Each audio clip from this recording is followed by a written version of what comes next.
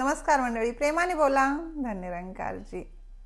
बघा, आजपर्यंत आपण एक दोनही नाही चुकले चुकला हा सारा संसार हे पद बऱ्याच वेळेला व्हिडिओमध्ये ऐकलं असेल. दासीनं सुद्धा बऱ्याचदा ह्या पदाचं विश्लेषण केलेलं आहे.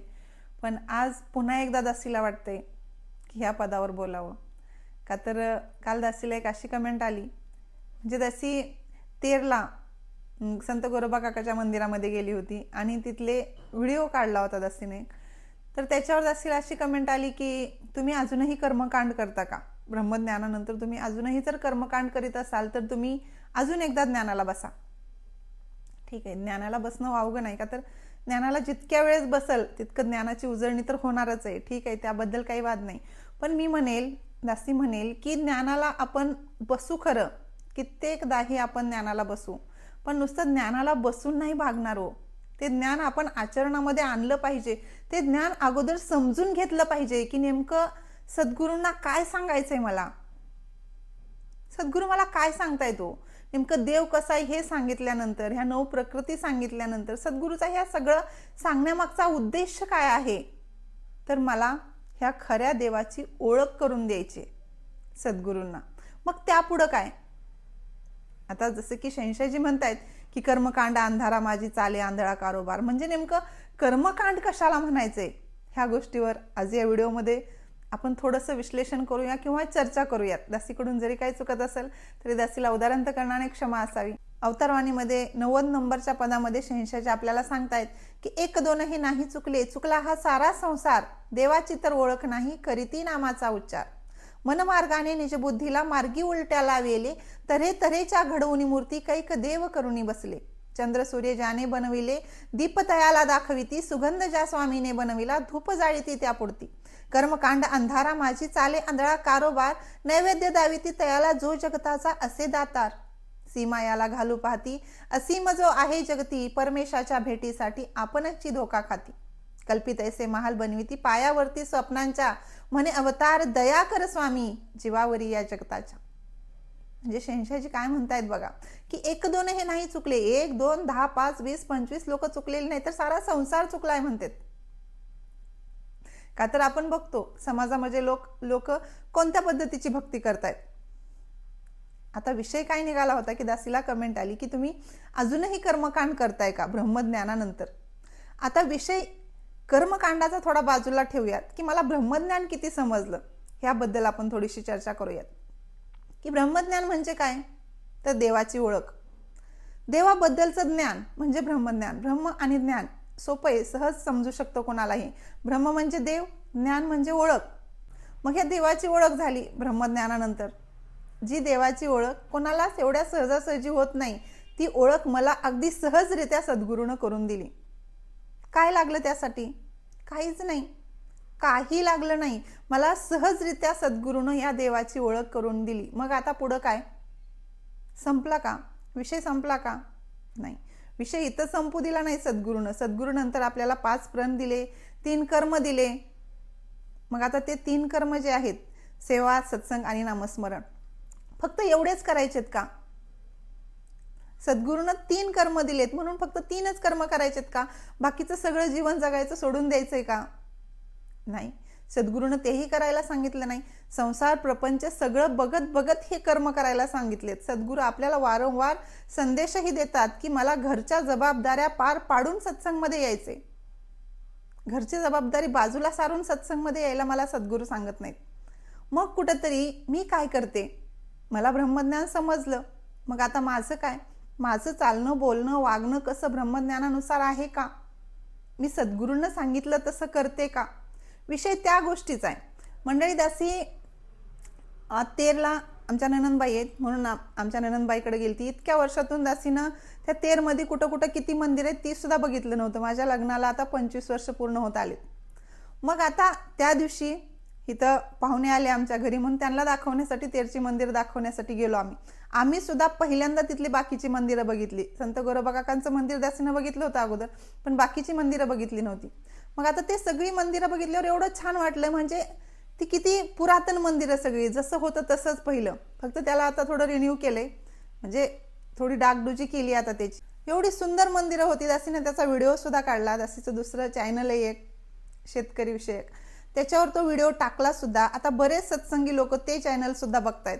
आता तो व्हिडिओ बघितला दासीनं, त्या मंदिरांचा व्हिडिओ बनवलेला, तो व्हिडिओ बघितला आणि लगेच माताजी मंदिरामध्ये कसं गेल्या, बहीणजी मंदिरामध्ये कसं गेल्या, म्हणून लगेच त्यांच्या मनामध्ये शंका कुशंका यायला लागल्या आणि डायरेक्ट त्यांनी कमेंट केली सुद्धा की तुम्ही अजूनही कर्मकांड करता का. दासीला कमेंट केल्याबद्दल काहीच विरोध नाही, अगर दुःखही नाही त्या गोष्टीचं. दासी एक गोष्ट समजावून सांगण्याचा प्रयत्न करते की अगोदर समजून घ्या, पुढच्याच्या भावना समजून घ्या.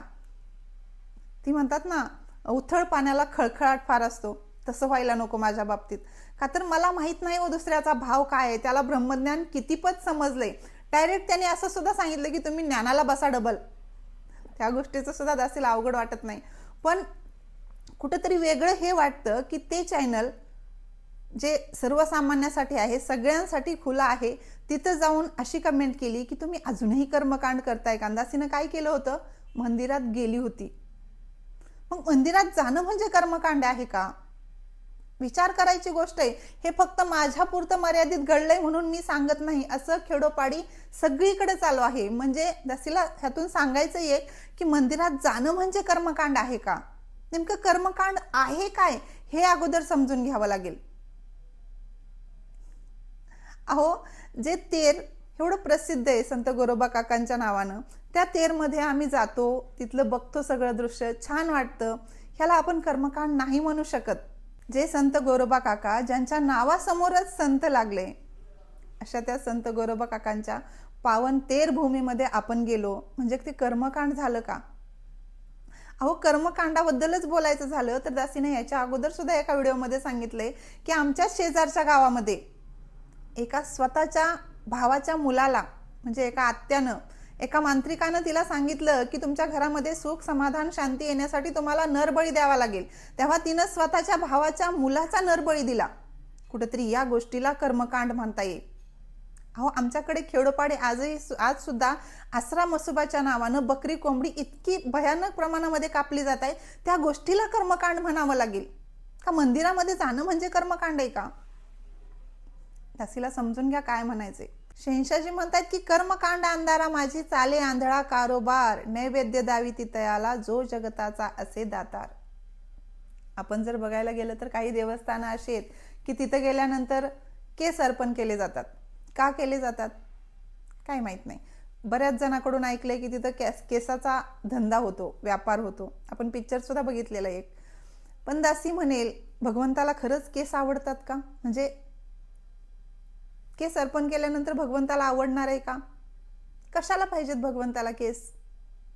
अहो, त्यानंच आपली शोभा वाढवण्यासाठी दिलेत आणि आपण वापस त्याला देऊन काय सिद्ध करतो, काय साध्य होणार आहे आपल्याला. नंतर म्हणतात की कर्मकांड अंधारा माझी चाले आंधळा कारोबार, नैवेद्य दावी तितयाला जो जगताचा असे दातार. ह्या दाताराला निवद आपण कसा दाखवणार. तो पण एवढा एवढा. आपण एवढी मोठी पोळी खातो आणि एवढासा नैवेद्य भगवंताला देतो. आपल्या सगळ्याला माहित आहे नामदेव महाराजांचं उदाहरण की त्यांच्या हातून देव जेवत होता, त्यांच्या कीर्तनामध्ये देव नाचत होता, पण तरी सुद्धा त्यांना, नामदेव महाराजांना भगवंत स्वतः सांगतो की तुला सद्गुरू करावा लागेल तेव्हा तू पक्का होशील. आणि त्यांना कच्च ठरवणारे संत गोरोबा काकाच होते. जिथं दासी गेली म्हणून दासीला कर्मकांड केलं असं एक बहीणजी म्हणाल्या. दासीला या व्हिडिओमधून सांगायचंय फक्त एकच आहे की मंदिरामध्ये जाणं म्हणजे कर्मकांड नाही, किंवा मूर्तीपूजा करणं म्हणजे सुद्धा कर्मकांड दासीला वाटत नाही. हां, ठीक आहे, परत त्या मूर्तीपुढं नैवेद्य ठेवणं किंवा त्या मूर्तीला हार घालून तिथं जप करत बसणं, ह्या गोष्टी कर्मकांडामध्ये येऊ शकतात. पण केवळ मूर्ती जी असते ती कुठेतरी ती कीर्ती दाखवत असते ज्या त्यावेळी झालेल्या अवतारांची. मग आपण ती घरातही नाही ठेवायला पाहिजे का. ठीक आहे, आता देवाच्या नावावर तर एवढं काही लोक करतायत की देव अंगात आलं म्हणून त्यांच्या अवस्था बघण्यासारख्या असतात. आम्ही खेडेगावाकडे राहणारे लोक आहेत, आम्हाला भरपूर बघायला मिळतं. काही पण जे नाही बघायला पाहिजे ते सुद्धा बघायला मिळतं की देव अंगात शिरतो. देव अंगात शिरण्याची गोष्ट आहे का. अहो, देव नाही अशी जागाच नाही. तो शिरतो काय, निघतो काय, जातो काय, येतो काय, असं होऊ शकतं का. नाही होऊ शकत. आणि कुठंतरी जे हे करतायत ना, ह्या गोष्टीला आपण कर्मकांड म्हणू शकतो. म्हणून तर शहनशाहजी म्हणतायत की सी मायाला घालू पाहती असी मजो आहे जगती. म्हणजे हा माझ्यामध्ये आलाय, मी काहीतरी आता तुम्हाला सांगणार, हा बंदिस्त होऊ शकत नाही. हा माझ्यामध्ये काय येणार, मीच पूर्ण याच्यामध्ये. म्हणतात ना, देव देवळात आहे का देऊळ देवात आहे, सगळ्यांना माहित आहे. आपण ब्रह्मज्ञान घेतलंय, आपल्या सगळ्यांना या गोष्टी माहित आहेत. मग मी विनाकारण एखाद्या गोष्टीचा विरोध करायचा नाही.